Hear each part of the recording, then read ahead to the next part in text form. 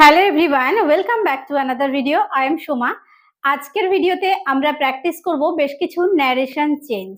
তো আমরা যারা 11-এর পরীক্ষা দেব সেকেন্ড সেমিস্টার, তাদের জন্য অবশ্যই ভিডিওটি দারুণ হেল্পফুল হবে। এছাড়াও বিভিন্ন এক্সামের জন্য আমরা যারা পরীক্ষা দেব তাদের জন্য কিন্তু হেল্পফুল।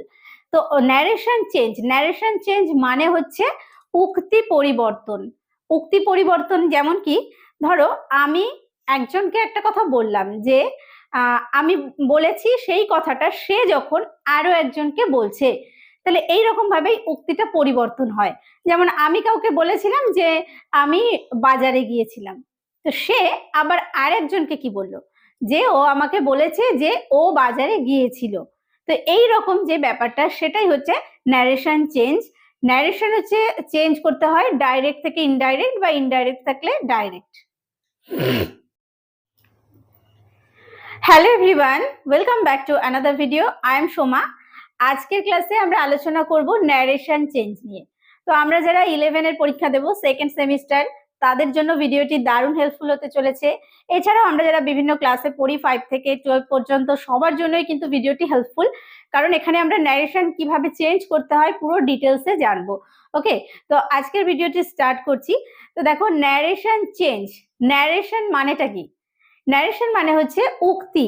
অর্থাৎ আমি কোনো একটা কথা বললাম, যে আমি বললাম যে আমি সেখানে যাব, তাহলে এই যে একটা উক্তি হলো, এটা হচ্ছে ডাইরেক্ট, অর্থাৎ আমি সরাসরি বললাম, প্রত্যক্ষ উক্তি। এইবার আমার এই কথাটা যখন হয়তো আমি যাকে বলেছি সে আরেকজনের কাছে বলছে, তাহলে তখন কি সে পরোক্ষভাবে বলছে, মানে আমার কথাটাই বলছে সে অন্য কাউকে, তাহলে এটা হচ্ছে ইনডাইরেক্ট স্পিচ, পরোক্ষ উক্তি। তো আজকে আমরা ডাইরেক্ট স্পিচ থেকে কিভাবে ইনডাইরেক্ট স্পিচে চেঞ্জ করতে হয় সেটা শিখবো। 5 ধরনের সেন্টেন্স রয়েছে, এই 5 রকম সেন্টেন্সের উপর বেস করে কিন্তু ন্যারেশন চেঞ্জ আমরা শিখবো। কি কি সেন্টেন্স রয়েছে? Assertive sentence, interrogative sentence, imperative sentence, objective sentence আর এক্সক্লামেটরি সেন্টেন্স। ওকে, এগুলো আমি আর লিখে দিচ্ছি না, আমরা ডিরেক্ট ফার্স্ট যে সেন্টেন্সটার কথা বললাম, অ্যাসার্টিভ সেন্টেন্স, এই সেন্টেন্সের ন্যারেশন চেঞ্জ নিয়ে প্রথমেই আলোচনা করব। ওকে, অ্যাসার্টিভ সেন্টেন্স মানেটা কি? অ্যাসার্টিভ মানে হচ্ছে বিবৃতিমূলক বা বর্ণনামূলক বাক্য। একটা সিম্পল, যে আমি বলেছিলাম আমি সেখানে গিয়েছিলাম, বা এইরকম যে সেন্টেন্স, সে বলেছিল সে এখানে আসবে, এই যে সাধারণ যে একটা বিবৃতি বা বর্ণনা, এটাই হচ্ছে অ্যাসার্টিভ সেন্টেন্স। আমরা যখন এই যে ন্যারেশন চেঞ্জটা প্র্যাকটিস করব, তখন আমাদের কাছে আরো ক্লিয়ার হয়ে যাবে। দেখো, প্রথম সেন্টেন্সটা কি লিখেছি? হি সেড, সে বলেছিল, ইউ আর আ ফানি ফেলো, তুমি একজন, ফানি মানে হচ্ছে মজাদার, ফেলো হচ্ছে সঙ্গী, তাহলে সে বলেছিল তুমি একজন মজাদার সঙ্গী। এবার কে কাকে বলেছিল? এই যে ইউ, সে তাহলে আমাকে বলেছিল। আমি কারোর কথাটাকে বলছি, যে কেউ হয়তো আমাকে বলেছিল যে ইউ আর আ ফানি ফেলো, তুমি একজন মজাদার সঙ্গী। এটা কি? ডাইরেক্ট একটা স্পিচ। দেখো আমি এখানে লিখেছি ডাইরেক্ট, ডাইরেক্ট স্পিচ, সে ডাইরেক্ট আমাকে বলেছিল। আমরা সেন্টেন্স দেখে কিভাবে বুঝবো এটা ডাইরেক্ট না ইনডাইরেক্ট? দেখো, এখানে একটা কমা আছে, তারপরে যে কোট আনকোট করা আছে। কেন? এই কমার পরের এই যে কোট আনকোট করা রয়েছে, এই যে কথাটা, এই কথাটা সে বলেছিল। এবার আমরা যখন ইনডাইরেক্ট করব, অর্থাৎ ডাইরেক্ট থেকে ইনডাইরেক্ট করব, তাহলে কি বলবো?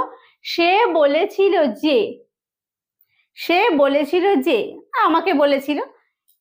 You are a funny fellow, ইউটা হচ্ছে আমি, আমাকে বলেছিল। ইউ আর আ ফানি ফেলো, তাহলে আই আমার কথা বলছে, তাহলে আমি যখন অন্য কাউকে এই কথাটা বলছি, যে সে বলেছিল আমি একজন মজাদার সঙ্গী, তাহলে আই, এখানে একটু দেখতে হবে সেডটার কিসে রয়েছে, এই যে রিপোর্টিং যে ভার্ব, এই যে ভার্বটা, এটা বলা হয় রিপোর্টিং ভার্ব। এই ভার্বটা পাস্ট টেন্সে থাকলে এখানে আমাদের যে রিপোর্টেড স্পিচের ভার্ব রয়েছে, এই ভার্বটাও পাস্ট টেন্সে হয়। ঠিক আছে, তো দেখো আমরা চেঞ্জ করি। হি সেড, হি সেড, সে বলেছিল, এরপরে হবে একটা দ্যাট। অ্যাসার্টিভ সেন্টেন্সের ক্ষেত্রে একটা অবশ্যই কিন্তু দ্যাট ইউজ হবে, যে। হি সেড দ্যাট, সে বলেছিল যে আই, ইউটা হচ্ছে আই হয়ে যাবে। এবার এখানে দেখো ইউ আর বলেছে, কিন্তু আই এর পরে কি হবে? ধরো আমি একজন ভালো সঙ্গী বা মজাদার সঙ্গী, তাহলে আই অ্যাম হয়। যেহেতু এখানে রিপোর্টিং যে ভার্ব সেটা সেড রয়েছে, তাই এখানে ওয়াজ হবে, পাস্ট ফর্ম। ঠিক আছে, he said that I was, তারপরে যেটা আছে a funny fellow. He said that I was a funny fellow, সে বলেছিল যে আমি একজন মজাদার সঙ্গী ছিলাম। তাহলে এটা হলো ইনডাইরেক্ট, ইনডাইরেক্ট স্পিচ, অর্থাৎ প্রত্যক্ষ উক্তি প্রথম, নেক্সট আমরা সেখান থেকে করলাম পরোক্ষ উক্তি, ডাইরেক্ট টু ইনডাইরেক্ট। নেক্সট দেখো, the boy said to his friend, the boy ছেলেটি সেড বলেছিল টু হিজ ফ্রেন্ড, তার বন্ধুকে। ছেলেটি তার বন্ধুকে বলেছিল, কি বলেছিল? I went to school yesterday, I went to school, আমি স্কুলে গিয়েছিলাম, ইয়েস্টারডে হচ্ছে গতকাল। তাহলে এটা দেখো আমরা ডাইরেক্ট স্পিচ বুঝবো, এখানে কমা রয়েছে আর এই কোট আনকোট করা রয়েছে। কোট আনকোটের মধ্যে কি রয়েছে? I went to school yesterday, আমি গতকাল স্কুলে গিয়েছিলাম। তাহলে এই যে বিষয়টা, এটা কে গিয়েছিল? এই যে দ্য বয়, এই ছেলেটি গিয়েছিল। তার মানে ছেলেটি, এই যে দ্য বয়, তার মানে কে? এই আইটা হচ্ছে হি হয়ে যাবে, সে গিয়েছিল আমরা যখন ইনডাইরেক্ট করব। তাহলে এই আইটা কিন্তু সে, কিন্তু যেহেতু এখানে ডাইরেক্ট, সেই কারণে এই কোট আনকোটের মধ্যে রয়েছে, ওই জন্য এটা আই হিসাবেই আছে। এটাকে আমরা চেঞ্জ করি। দেখো, দ্য বয় ছেলেটি, সেড টু থাকলে, যে ক্ষেত্রে সেড টু থাকবে সেখানে আমরা ইউজ করব টোল্ড। দ্য বয় টোল্ড, কাকে বলেছিল? হিজ ফ্রেন্ড, তার বন্ধুকে। তারপরে একটা কি হবে? That. Okay, the boy told his friend that, যে, এবার দেখো হি, এখানে আমরা বললাম হি হবে, যে তার কথা আমি বলছি, ছেলেটির কথা। এটা ইনডাইরেক্ট হচ্ছে, যে ছেলেটি বলেছিল যে সে গতকাল স্কুলে গিয়েছিল। তাহলে the boy told his friend that he,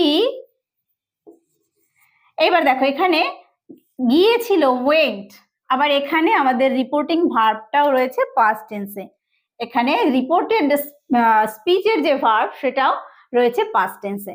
তাহলে এখানে পাস্ট পারফেক্ট টেন্স হবে, কি হবে? Had, that he had go went gone, ভার্বের third form. He had gone, সে গিয়েছিল, টু স্কুল, স্কুলে, ইয়েস্টারডে থাকলে হবে দ্য প্রিভিয়াস ডে, আগের দিন। The previous day. Clear? The boy told his friend that he had gone to school the previous day. Clear হলো? Next দেখো, we don't no, আমরা জানি না। আনসার্ড দ্য চিলড্রেন, ছেলেমেয়েরা বা বাচ্চারা উত্তর দিয়েছিল। হি হ্যাজ গন অ্যাওয়ে, সে চলে গেছে। আমরা জানি না, সে চলে গেছে, এটা আনসার দিল কে? ছেলেমেয়েরা। তাহলে এখানে দেখো কোট আনকোটে রয়েছে এই যে we don't know are he has gone away, এই পার্টটুকু। কিন্তু এখানে আনসার দ্য চিলড্রেন, এই যে বিষয়টা, এটা হচ্ছে আমাদের প্রথমে আসবে ইনডাইরেক্ট করার সময়। তাহলে এখানে আমরা লিখবো the children answered, the children answered that, উত্তর দিয়েছিল যে, we don't know, আমরা জানি না। তাহলে তারা জানে না, তারা উত্তর দিয়েছিল তারা জানে না, আমরা যখন ইনডাইরেক্ট করছি তারা জানে না, তাহলে দে, উইটা হয়ে যাবে দে, দে। এবার ডোন্ট নো, জানে না, আবার আমাদের এখানে দেখো আনসার্ড রয়েছে, অর্থাৎ এই যে রিপোর্টিং যে ভার্ব সেটা পাস্ট ফর্মে রয়েছে, তাহলে এই ডোন্ট নোটা হয়ে যাবে ডিডন্ট নো। তাহলে দে ডিডন্ট নো মানে did not know, they didn't know. এখানে একটা অ্যান্ড দিয়ে আমরা পরের সেন্টেন্সটা করব, অ্যান্ড এবং এই যে হি, এবারে হ্যাজ রয়েছে আর এখানে দেখো রিপোর্টিং ভার্বটা যেহেতু পাস্ট টেন্সে রয়েছে আনসার, তাহলে হ্যাজটা হয়ে যাবে had. He had gone away, he had gone away. Clear? The children answered that they didn't know and he had gone away. Clear? Next দেখি, she said at last, সে বলেছিল শেষ পর্যন্ত, our baby is going to be healthy. Our baby, আমাদের বাচ্চা, is going to be healthy মানে আস্তে আস্তে স্বাস্থ্যবান হচ্ছে। তাহলে এটা ডাইরেক্টে রয়েছে, ইনডাইরেক্ট কি হবে? she said at last, she said at last that, সে বলেছিল শেষ পর্যন্ত যে our baby মানে তাদের বেবির কথা বলছে, তাহলে their baby,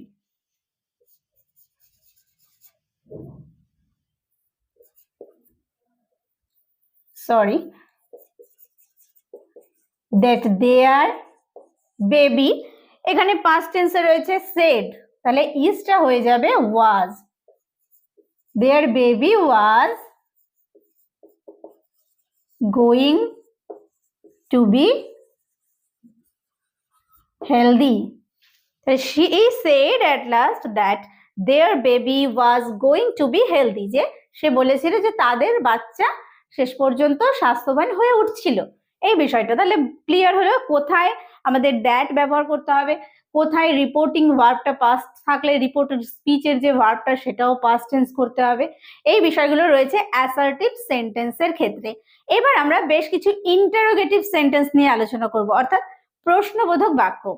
যখন কেউ প্রশ্ন করেছে, বলছি যে সে আমাকে জিজ্ঞেস করেছিল হোয়াট ইজ ইওর নেম, তাহলে সে আমাকে জিজ্ঞেস করেছিল, তারপরে হোয়াট ইজ ইওর নেম, তোমার নাম কি, তাহলে এটা প্রশ্ন।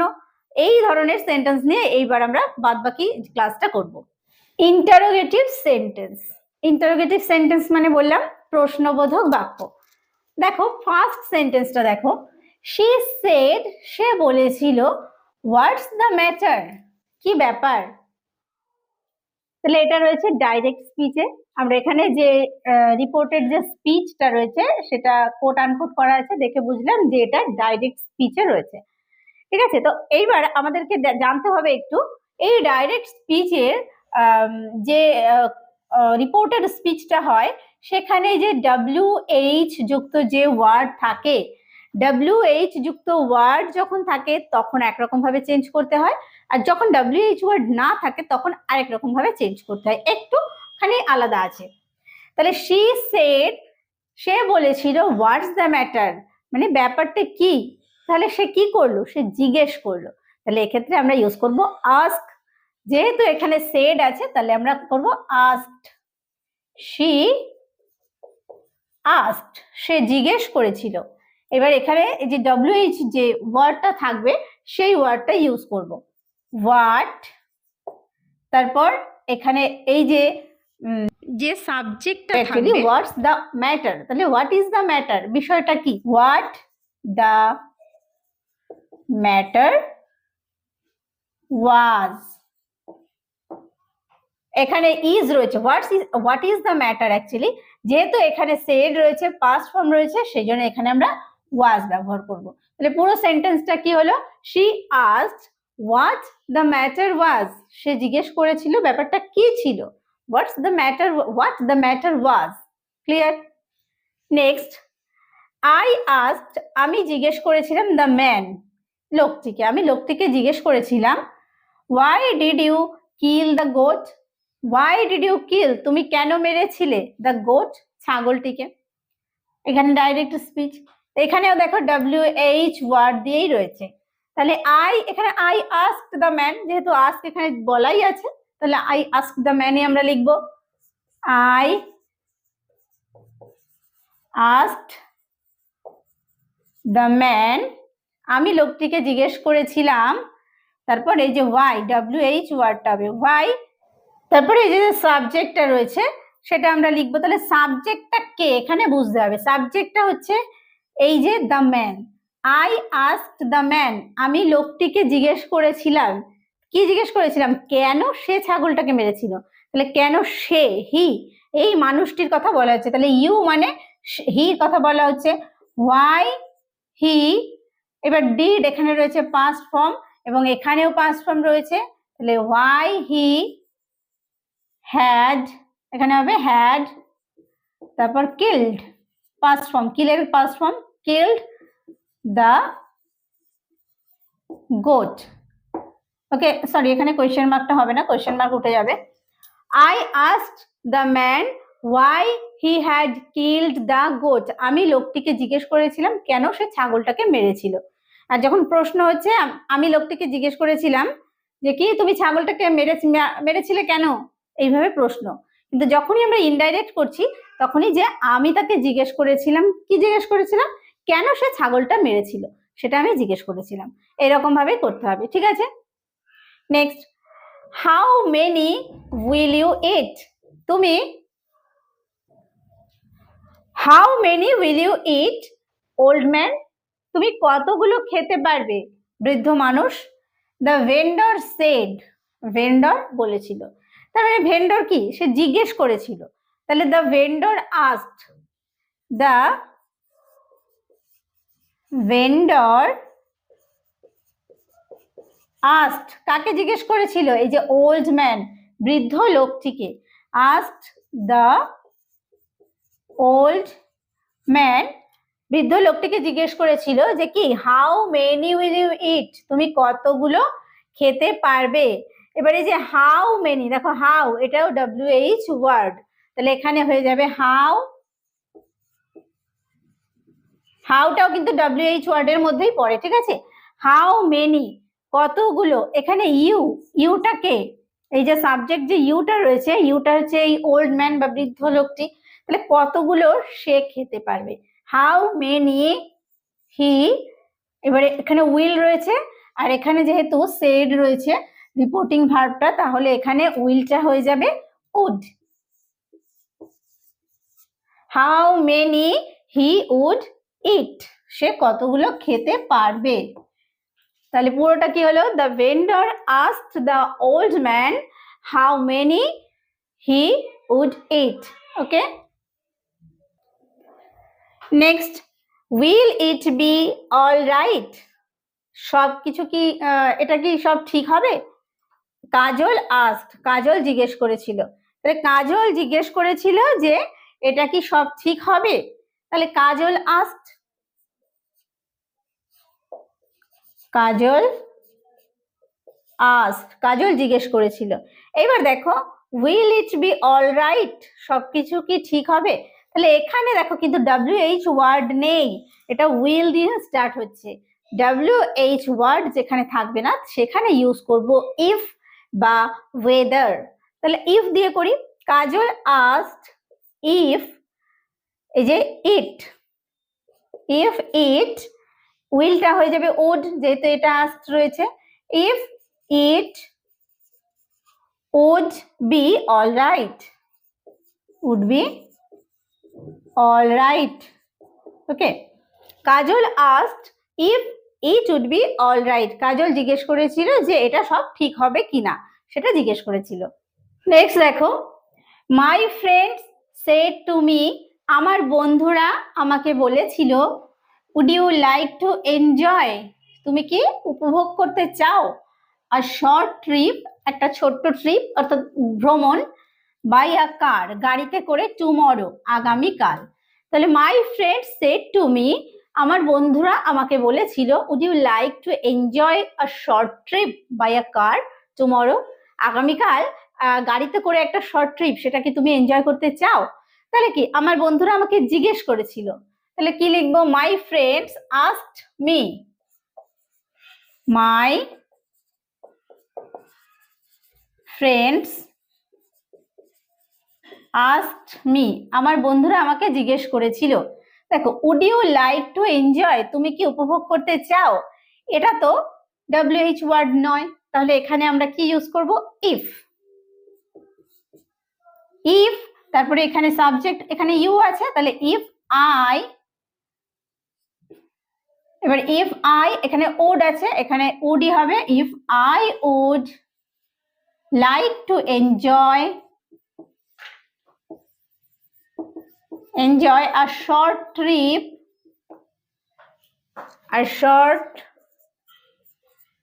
by car.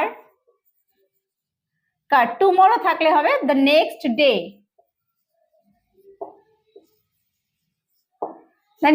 My friends asked me if I would like to enjoy a short trip by car the next day. Next, Sonu said to Ranu, Sonu রানুকে বলেছিল, why are you not going to school today? তুমি আজ স্কুলে যাচ্ছ না কেন? এটা কে বলেছিল? সোনু বলেছিল রানুকে। তাহলে সোনু asked রানু, সোনু asked রানু। এখানে why আছে, WH ওয়ার্ড, তাহলে why, তারপর কি এখানে ইউটা কে? এটা রানুকে জিজ্ঞেস করেছে, তাহলে রানু, রানু মানে এখানে আমরা ইউজ করব she. why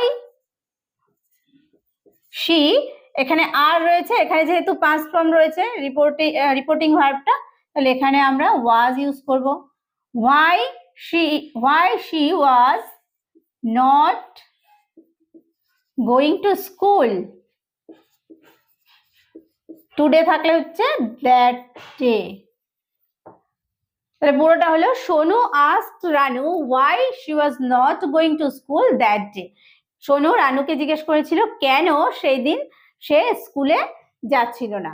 তো আমরা ইন্টারোগেটিভ সেন্টেন্সটা শিখলাম যে কিভাবে আমরা WH ওয়ার্ড যখন থাকে, WH ওয়ার্ড দিয়ে কোয়েশ্চেন থাকে কিভাবে চেঞ্জ করব, এবং যেটা WH ওয়ার্ড থাকে না, অর্থাৎ যে রিপোর্টেড স্পিচটা কোট আনকোটের মধ্যে থাকে, যেটা যখন WH ওয়ার্ড থাকে না তখন আমরা ইফ বা ওয়েদার ইউজ করতে পারি, সেই রকম ভাবে আমরা এই সেন্টেন্সগুলো প্র্যাকটিস করব। তো আজকে আমরা অ্যাসার্টিভ সেন্টেন্স আর ইন্টারোগেটিভ সেন্টেন্স নিয়ে আলোচনা করলাম। আশা করছি ভিডিওটি তোমাদের কাছে হেল্পফুল হবে। যদি ভালো লেগে থাকে অবশ্যই একটা লাইক এবং কমেন্ট করতে একদমই ভুলবে না। নেক্সট ক্লাসে আমরা এর পরের যে সেন্টেন্সগুলো আছে সেগুলো দিয়ে কিভাবে ন্যারেশন চেঞ্জ করতে হয় সেই বিষয়গুলো নিয়ে আলোচনা করব।